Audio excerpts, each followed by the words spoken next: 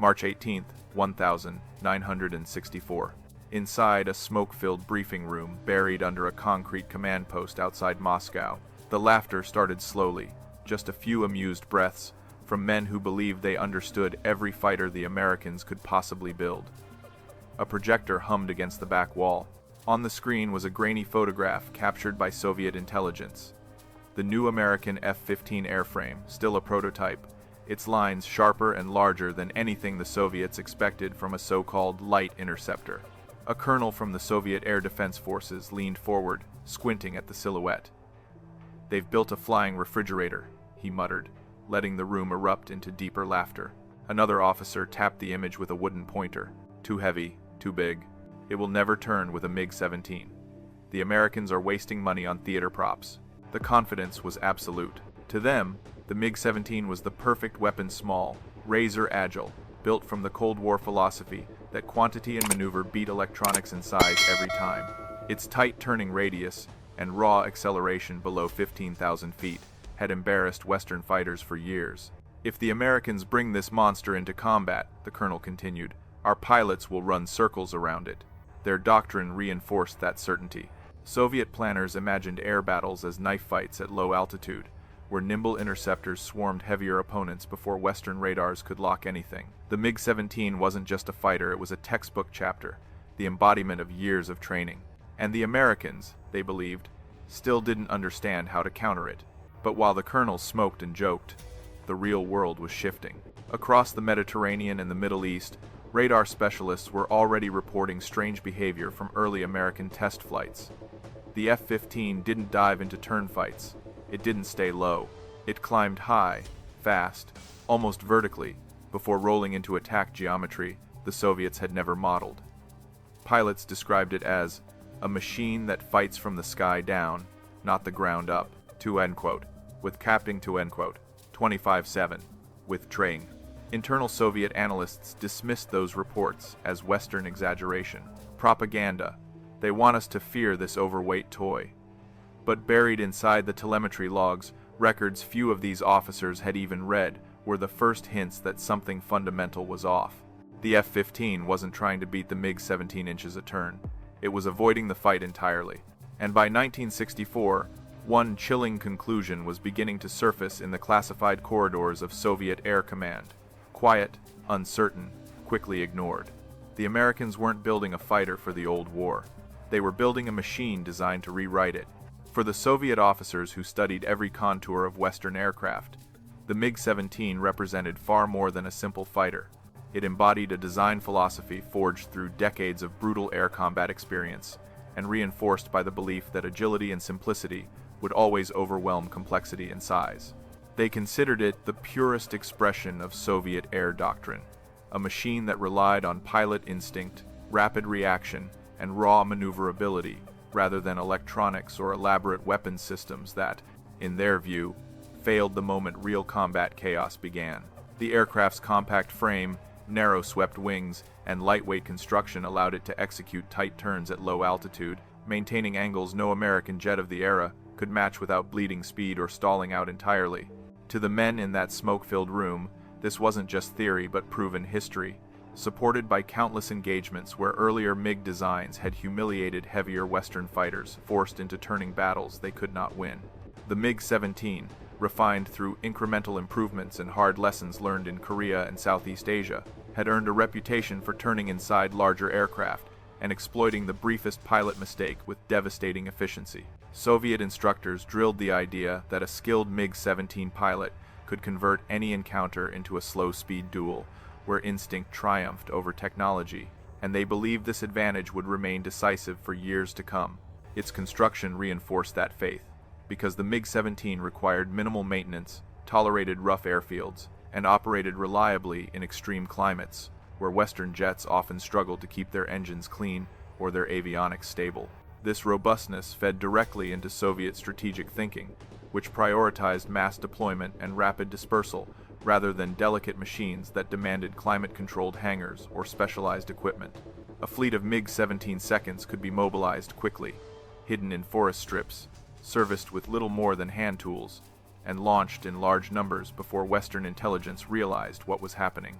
Soviet planners believed this flexibility gave them an overwhelming operational advantage, allowing their forces to saturate airspace with nimble fighters capable of overwhelming American aircraft long before advanced missiles or radar systems could establish control. They were convinced that Western jets, burdened by fuel-hungry engines and maintenance-heavy electronics, would falter under the pressure of sustained sorties against swarms of agile interceptors attacking from multiple angles. Even when Western reports hinted that the United States was pursuing new high-performance aircraft, Soviet analysts clung to the belief that American designers lacked the discipline to produce a true dogfighter rather than another oversized technological experiment destined to fall apart in real combat. Every briefing, every statistic, and every War College lecture reinforced this confidence, painting the MiG-17 as an elegant, economical masterpiece, engineered to thrive in the very environments where American machines were expected to fail. It was, in their minds, the perfect counterweight to Western ambitions, a testament to the Soviet approach that valued rugged practicality over costly innovation. And as they examined early intelligence images of the American prototype that would one day be known as the F-15, they saw nothing that challenged this worldview, because they assumed no heavy jet could ever threaten a fighter purpose-built to dominate the turning fight. In 1964, this belief remained unshaken, resting on years of doctrine that insisted the MiG-17 could outfly, outturn, and ultimately outfight anything the Americans placed in the sky. What they could not imagine, what they never even considered, was that the United States was designing a machine that didn't intend to meet the MiG-17 inches a duel at all, but instead planned to erase that fight from the equation entirely. By 1964, the Soviet Air Force had woven the MiG-17 into a broader and far more ambitious doctrine that framed air combat not as isolated duels between individual pilots, but as a synchronized component of a sweeping offensive designed to overwhelm Western defenses through sheer operational tempo and relentless pressure. Their planners believed that victory in the next major conflict would depend on the ability to create a rapidly collapsing battle space, where enemy command centers, airfields, and radar sites would be paralyzed before they could coordinate an effective response, leaving the skies filled with Soviet aircraft that had seized momentum in the earliest minutes of the engagement. The doctrine envisioned a massive first strike that exploited speed, surprise, and numerical superiority to fracture NATO defenses along a narrow corridor before expanding outward into operational depth, thereby preventing Western forces from regrouping or deploying reinforcements quickly enough to matter. Within this concept, the MiG-17 served as the vanguard of the air assault, tasked with diving into contested airspace at low altitude, forcing enemy pilots into chaotic turning battles, and buying time for heavier Soviet interceptors and strike aircraft to push deeper into enemy territory. Soviet strategists believed that crippling NATO's early warning systems and disrupting their fighter coordination would tilt the entire conflict in their favor long before Western technology had a chance to influence the outcome. This vision of rapid, decisive escalation guided every training syllabus and every simulation conducted inside Soviet academies, where instructors emphasized that Western pilots could be defeated by forcing them into engagements that neutralized their technological advantages. They insisted that high-altitude BVR doctrine relied too heavily on fragile electronics, vulnerable radar signatures, and missile performance that degraded under real combat stress, while Soviet formations would rely on swarming maneuvers that compressed the engagement envelope until the fight became a close-quarters contest, dominated by instinct rather than instruments. This belief permeated every level of strategic planning, shaping a mindset that saw maneuverability and mass not merely as tactical tools, but as the foundation of an unstoppable offensive engine. Soviet analysts continuously reinforced these assumptions through carefully curated data that highlighted the failures of Western doctrine during earlier conflicts, using them as justification for maintaining their confidence in low-altitude dogfighting tactics and high-pressure intercept operations. They pointed to historical engagements where Western aircraft faltered when forced into sustained maneuvering fights, using these examples as proof that NATO pilots lacked the endurance and adaptability required to withstand the swarm-based approach envisioned for the next war. In their view, American reliance on high-performance jets created brittle systems that could be shattered by coordinated assaults, involving dozens of smaller interceptors attacking from unpredictable angles. Every war game conducted during this period further solidified the Soviet conviction that the MiG-17, despite its age, remained perfectly suited for the first phase of this offensive, where its simplicity and maneuverability enabled it to overwhelm heavier American fighters caught in the early chaos. Soviet planners assumed that NATO's larger jets would be forced into low-energy states during evasive maneuvers, giving MiG-17 formations the opportunity to close in and deliver decisive blows before Western air superiority assets arrived.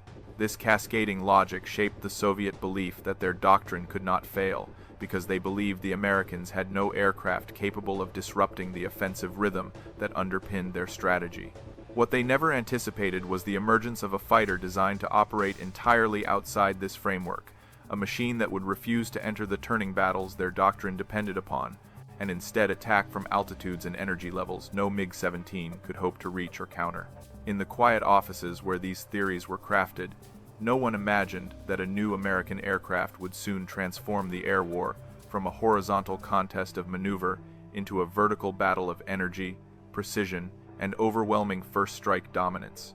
When the first technical dossiers on the American prototype began filtering into Soviet intelligence channels, the analysts approached them with the same confidence that had shaped their doctrine for years, interpreting every measurement, weight estimate, and performance projection through a lens, already convinced that Western engineers consistently overbuilt aircraft that looked impressive on paper, yet faltered under actual combat pressure. To their eyes, the emerging American design appeared unnecessarily large, carrying a broad wingspan and bulky twin-engine structure that suggested excessive fuel consumption and sluggish responsiveness during low-altitude engagements, where the MiG-17 was expected to dominate without some effort. Soviet officers scrutinizing early structural diagrams concluded that the aircraft's heavy airframe would struggle to maintain energy during rapid horizontal maneuvers, particularly when forced to evade missiles or gun bursts in tight airspace, leading them to assume that any attempt by the Americans to challenge Soviet interceptors at low altitude would end in predictable failure. They noted the projected thrust figures but dismissed them as irrelevant, insisting that raw power could not compensate for an oversized silhouette that would bleed speed quickly when turning or climbing under combat stress. This assumption aligned perfectly with long-held Soviet beliefs that the Americans favored brute force over aerodynamic refinement, creating machines that looked intimidating but performed inconsistently under operational strain. Radar specialists within the Soviet Air Defense Forces reviewed the preliminary avionics descriptions and concluded that the Americans were once again relying heavily on advanced electronics that would likely degrade when confronted with jamming, ground clutter, or the atmospheric interference common in the regions where they anticipated future conflicts. They confidently argued that any radar system large enough to fill the nose of such an aircraft would generate a substantial electromagnetic signature, making the jet easier to detect long before it could detect MiG-17 formations operating at low altitude and minimal power settings. This belief reinforced the expectation that the Americans would be forced into unstable engagements where their sensors would fail before their weapons could lock onto fast-moving targets, performing evasive transitions between nowed altitude bands. Maintenance officers examined fuel estimates based on engine dimensions and declared that the new fighter would require logistical support far beyond what frontline airfields could reliably provide, especially during prolonged sorties or high-tempo operations.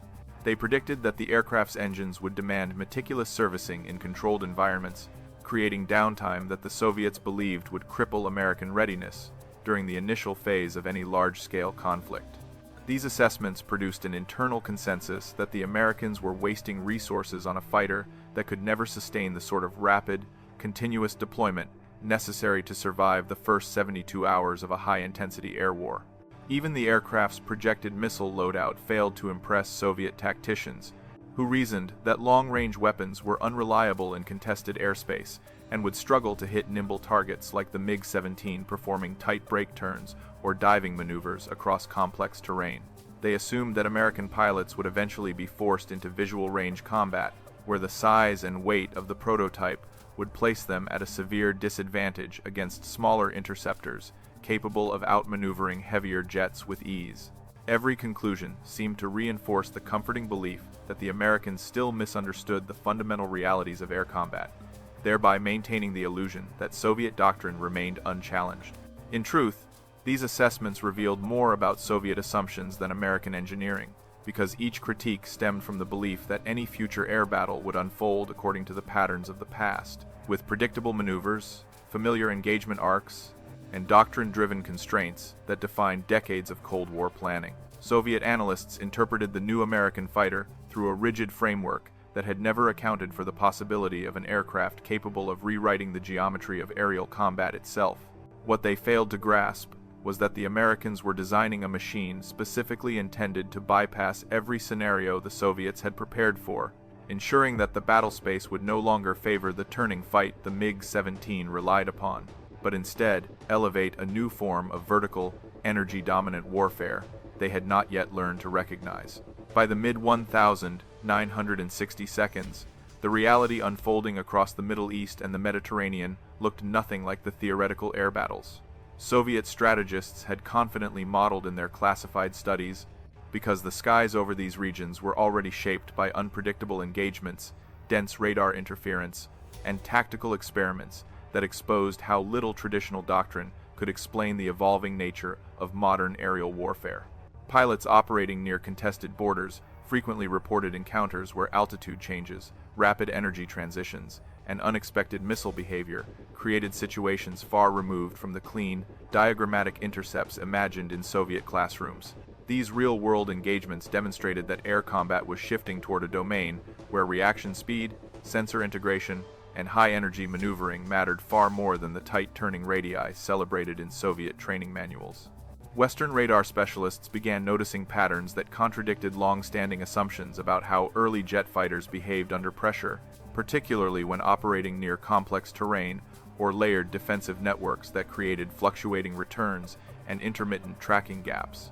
American and Allied crews learned to exploit these inconsistencies by climbing aggressively into altitudes where signal clarity improved, allowing them to reposition with speed and confidence before diving back into strike geometry that surprised opponents expecting low-altitude turning duels. These high-energy maneuvers appeared almost reckless to Soviet observers, who interpreted them as desperate attempts to escape rather than deliberate tactics, crafted to exploit superior power reserves and advanced avionics. On the ground, maintenance teams documented how the newest American test platforms maintained impressive sortie rates despite their size, proving far more resilient under real operational stress than Soviet analysts had predicted in their theoretical assessments. Airfields hosting early F-15 prototypes reported that the aircraft endured rapid turnaround schedules, long-range patrols, and aggressive climb profiles without the mechanical fragility the Soviets expected from technologically sophisticated designs. These reports never reached Soviet planning circles with full clarity, often diluted by analysts, who preferred to interpret them as exaggerations rather than evidence that Western aviation engineering was advancing into a new era of reliability and power management. Meanwhile, radio intercept teams across the region logged increasingly frequent instances of American pilots coordinating complex multi-vector engagements that did not follow the predictable patterns Soviet doctrine assumed. Instead of descending into low-altitude dogfights, these pilots maintained altitude advantages, waited for radar alignment, and initiated missile engagements from unexpected angles that exploited the weaknesses of older fighters, reliant on manual targeting and visual contact. This shift demonstrated that air combat was beginning to favor pilots who leveraged technological advantages rather than those who relied solely on instinctive maneuverability. For Soviet advisors stationed abroad, these fragmented but undeniable observations created a subtle unease that contradicted the confidence projected in Moscow's war rooms, because they revealed an emerging battlefield where traditional turn-fighting tactics no longer guaranteed survival.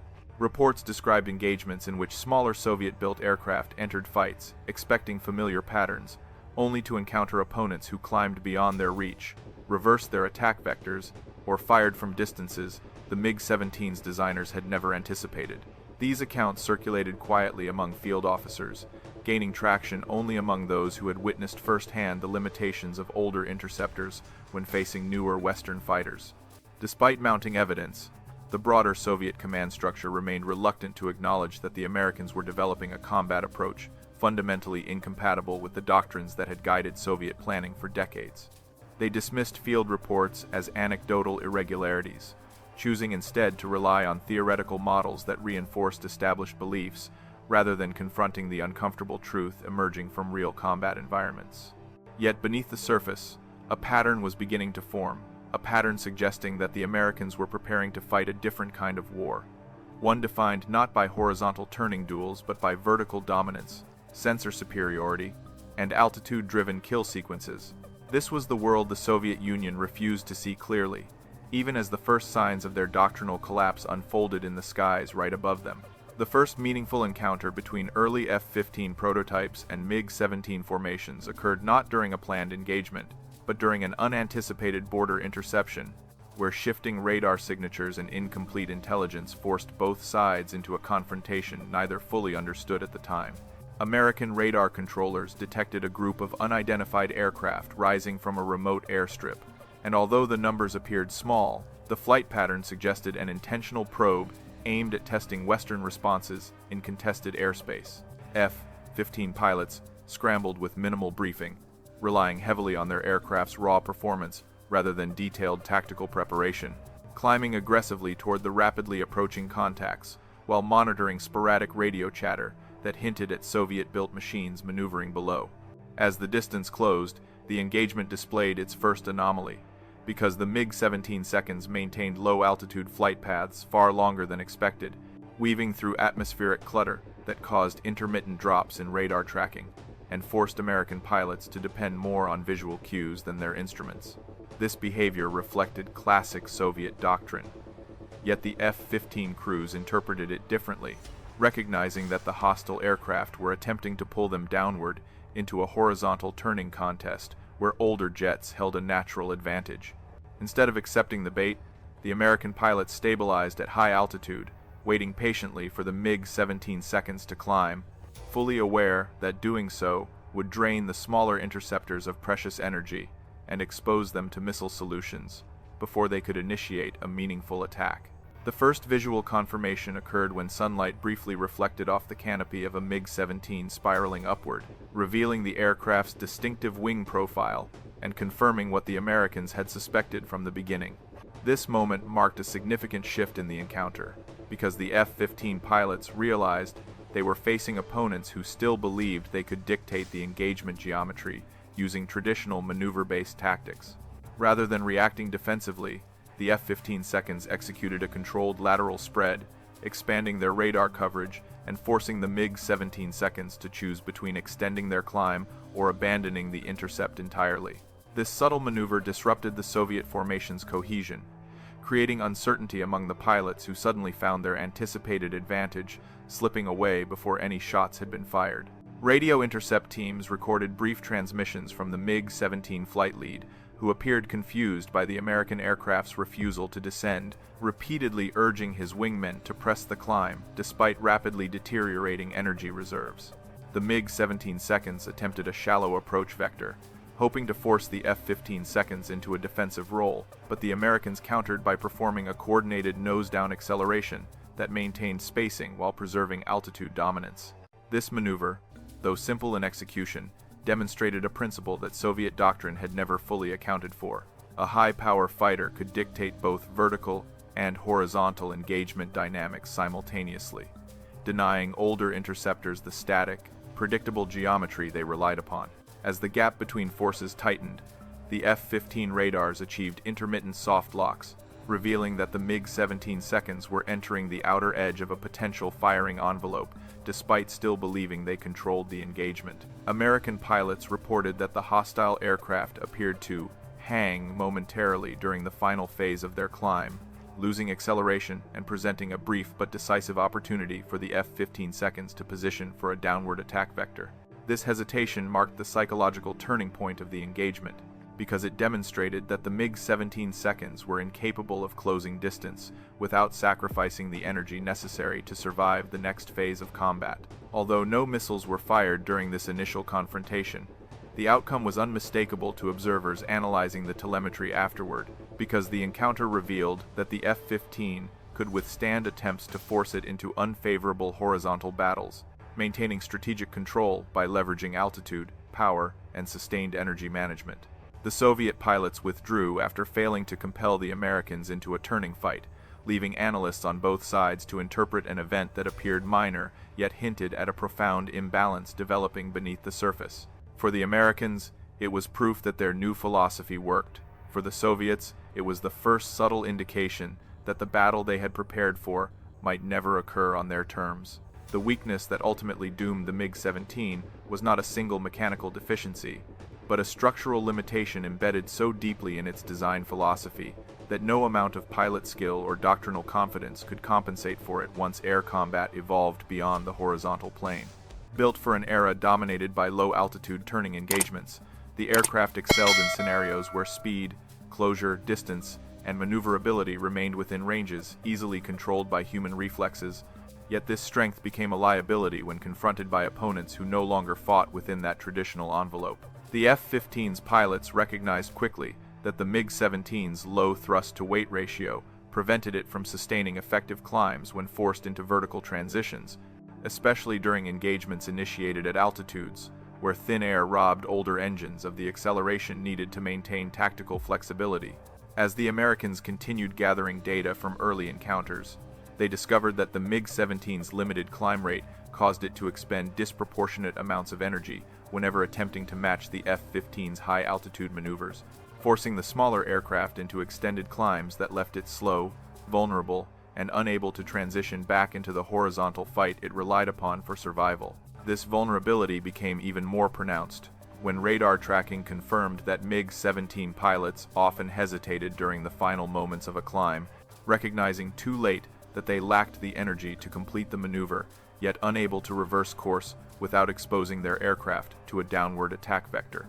The Americans realized these brief windows of indecision could be exploited repeatedly, transforming the MiG-17's once feared agility into a predictable pattern of energy depletion that played directly into the F-15's strengths.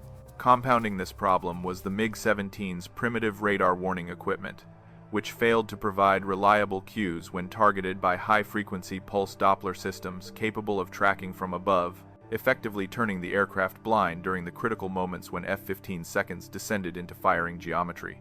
Soviet engineers had never designed the MiG-17 to defend against vertical BVR threats, because earlier conflicts suggested that most missile engagements occurred within narrow frontal arcs, where pilots could visually confirm opponents before committing to evasive action.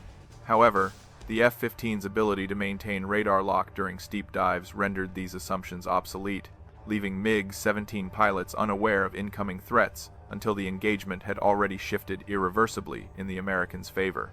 The aircraft's limited structural tolerances further exacerbated its vulnerability, because the MiG-17 struggled to endure the high G corrections required to recover from rapid vertical displacement, forcing pilots to either risk overstressing the airframe or accept suboptimal escape vectors that exposed them to extended tracking opportunities.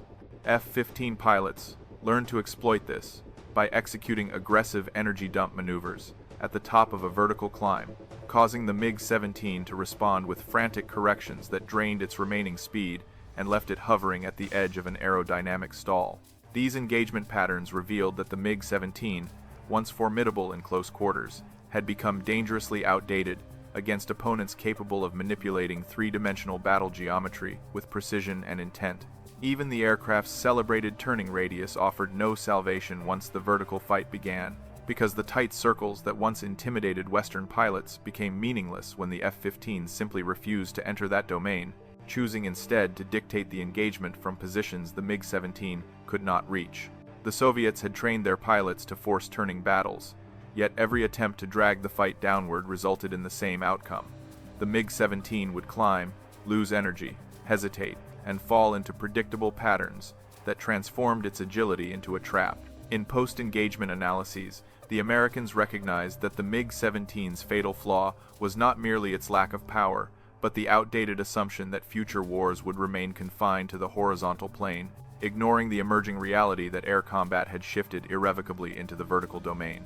Ultimately, the flaw that sealed the MiG-17's fate was its inability to operate effectively in a battle space defined by altitude, energy, and sensor integration, rather than raw maneuverability, leaving it fatally exposed in any scenario where opponents refused to fight within the narrow envelope it was designed to dominate. This stark truth, once revealed, became the key that allowed the Americans to construct the trap that would later shock Soviet advisors who still believed their fighter remained untouchable. American tacticians, having studied every recorded hesitation and energy collapse displayed by the MiG-17 during earlier encounters, began crafting a deliberate trap designed not to challenge the aircraft on its own terms, but to lure it into a geometry where its strengths became irrelevant and its weaknesses fully exposed. They understood that the MiG-17 would attempt to force a descending horizontal engagement, while the F-15 excelled in vertical maneuvering and high-altitude energy retention, creating an asymmetric dynamic that could be exploited with precise timing and strict discipline. This emerging strategy revolved around constructing a kill zone positioned at an altitude band where the MiG-17's climb capability deteriorated rapidly, ensuring that any attempt to reach the F-15 would drain the interceptor of its limited energy reserves. The plan required the F-15 to appear vulnerable enough to trigger pursuit, yet distant enough to prevent the MiG-17 from initiating an early attack that might disrupt the trap's structure. American pilots were instructed to hold a steady climb at controlled speeds, maintaining a radar signature that mimicked inexperience or distraction, thereby encouraging MiG-17 pilots to commit fully to the intercept. Once the Soviet-built fighters began their ascent, the F-15 seconds would transition into a shallow, high-energy arc that preserved altitude superiority while gradually tightening the divergence angle, forcing the MiG-17 to continue climbing into increasingly unfavorable conditions. This maneuver exploited the MiG-17's predictable response patterns, ensuring that the aircraft would continue funneling upward even after losing the energy necessary to counterattack effectively. Ground controllers supported this tactic by feeding the F-15 pilots continuous telemetry updates, allowing them to modulate their altitude, speed, and heading with a degree of precision that earlier generations of pilots could never have achieved. Radar operators monitored the rate at which MiG-17 seconds bled speed during sustained climbs, coordinating with cockpit crews to identify the exact moment when the Soviet interceptors would enter the zone where their thrust-to-weight ratio left them incapable of rapid vector changes.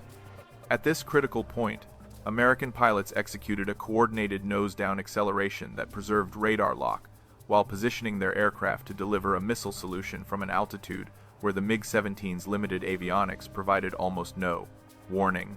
This tactic transformed the engagement into a predictable sequence in which the MiG-17 climbed, stalled, and became briefly suspended in a vulnerable state that the Americans had calculated with remarkable accuracy. The kill zone's effectiveness depended on maintaining this temporary imbalance, ensuring that the Soviet fighters reached the point of maximum exposure before realizing the trap had been sprung. American instructors emphasized that the success of this tactic relied not on speed alone, but on the ability to manipulate energy in a way that created an illusion of opportunity for the opposing pilot, drawing them upward into an engagement they believed they controlled. The F-15's powerful engines allowed pilots to hold altitude until the final seconds, delaying the downward attack vector long enough to ensure that MiG-17 seconds exhausted the last of their climb performance. Once the Americans initiated the dive, the engagement geometry shifted dramatically because the MiG-17 lacked both the acceleration and sensor capability to break radar lock or reposition defensively.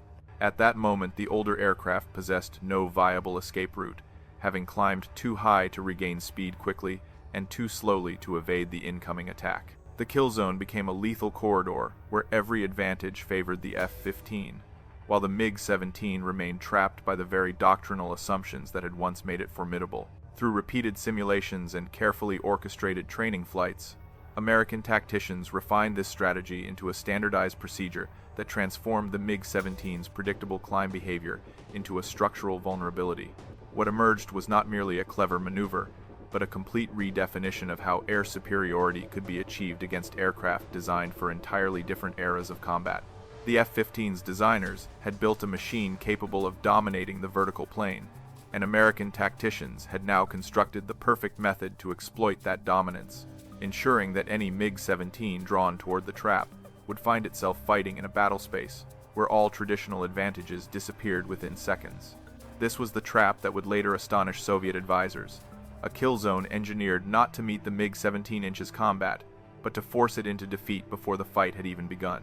The trap finally took shape during an interception sequence that began like countless others, with radar controllers observing a small cluster of fast-rising contacts accelerating from a region already known to host Soviet-supplied aircraft, prompting American pilots to assume formation and hold altitude while monitoring the telemetry that would determine the exact moment the trap could be sealed.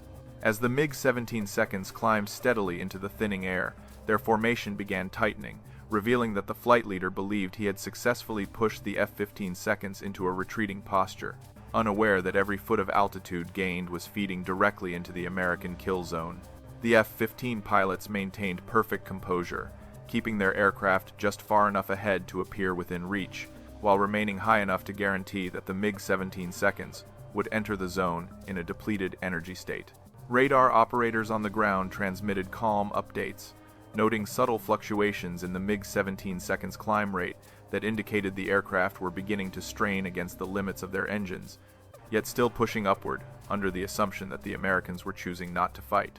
The F-15s responded by widening their spacing slightly, a maneuver designed to force the MiG-17s to stretch their formation in an attempt to maintain visual contact, further increasing the drag and energy loss that the Soviets had never anticipated during this phase of flight. Every second of the climb brought the MiG-17s closer to the altitude, where their airspeed would drop below the threshold necessary for evasive maneuvering, turning the sky around them into a narrowing corridor with almost no room for recovery. The decisive shift occurred when the MiG-17 flight leader finally committed to a shallow approach vector, signaling his wingmen to begin banking into what he believed would be a downward transition, leading into a turning battle, unaware that the F-15s had no intention of descending until the exact conditions of the kill zone had been met. American pilots observed the hesitation in the MiG-17s bank angles, noting that the aircraft were operating on the edge of aerodynamic efficiency, unable to accelerate without abandoning the pursuit entirely.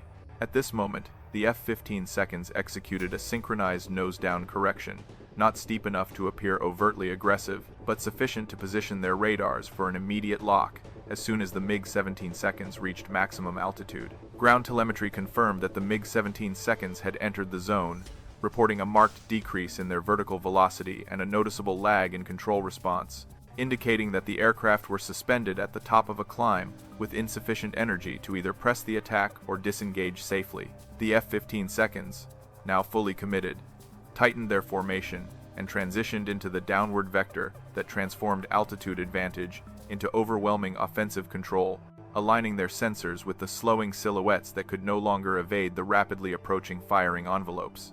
The MiG-17 pilots attempted to correct by banking sharply to the left, but the maneuver came too late because the loss of energy had placed them in a position where every correction required more throttle than their engines could provide. Radio intercept teams recorded fragmented transmissions from the MiG-17 formation, capturing the rising uncertainty as pilots realized their aircraft were no longer responding with the agility they had relied upon in countless training engagements. The F-15 radars, unbothered by the thin air or the MiG-17's limited evasive attempts, maintained solid lock, allowing the American pilots to call out firing solutions with an ease that reflected both training discipline and the perfect execution of the vertical trap.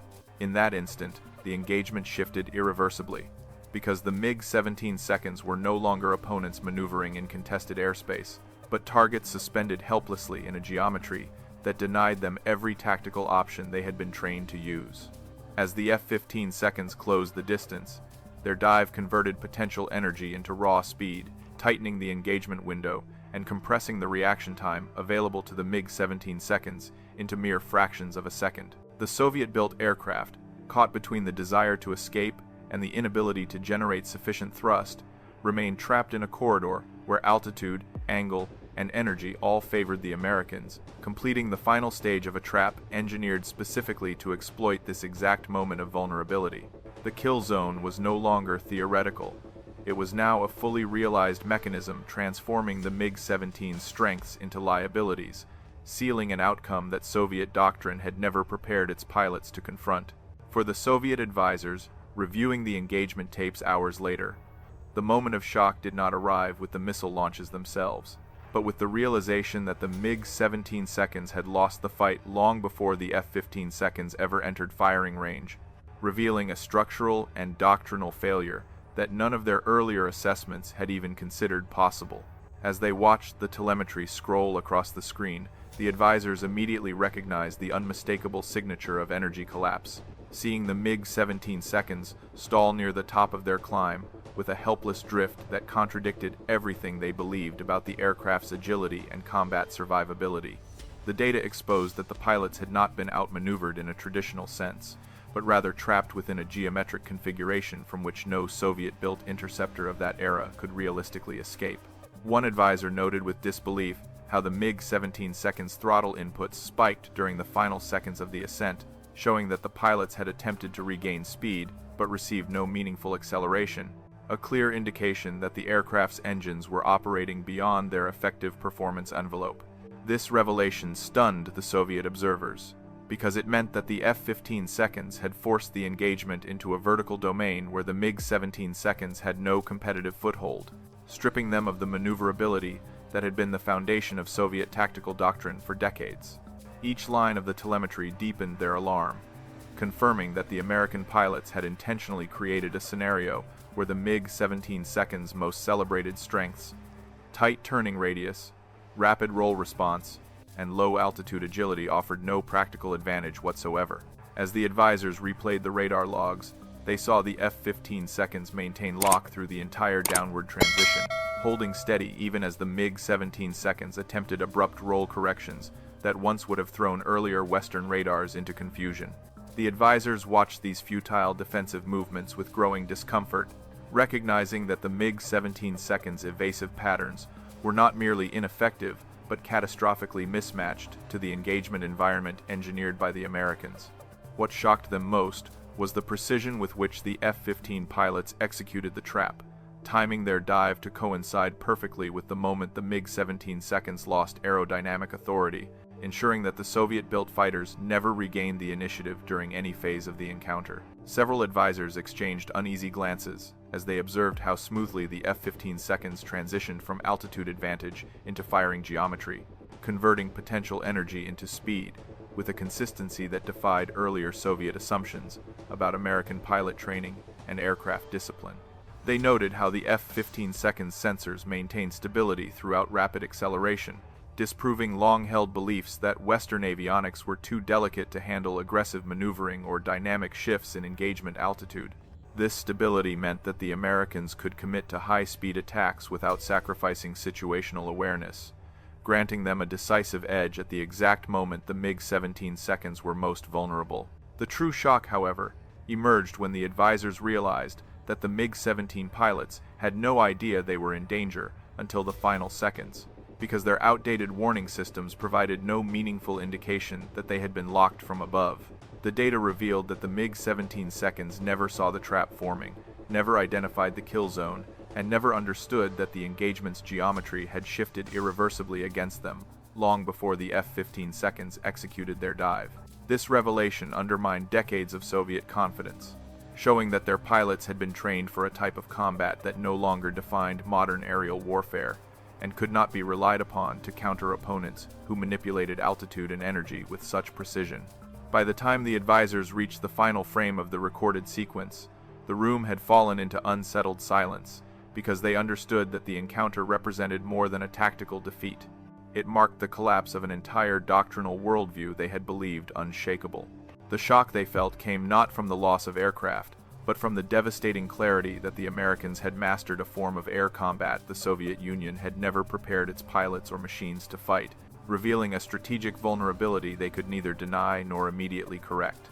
In the days that followed the engagement analysis, the Soviet command structure initiated a series of closed-door reviews intended to reassure senior leadership that the encounter did not represent a systemic failure. Yet each attempt to frame the event as an isolated anomaly collapsed under the weight of accumulating evidence showing that their long-trusted doctrine had finally reached its breaking point.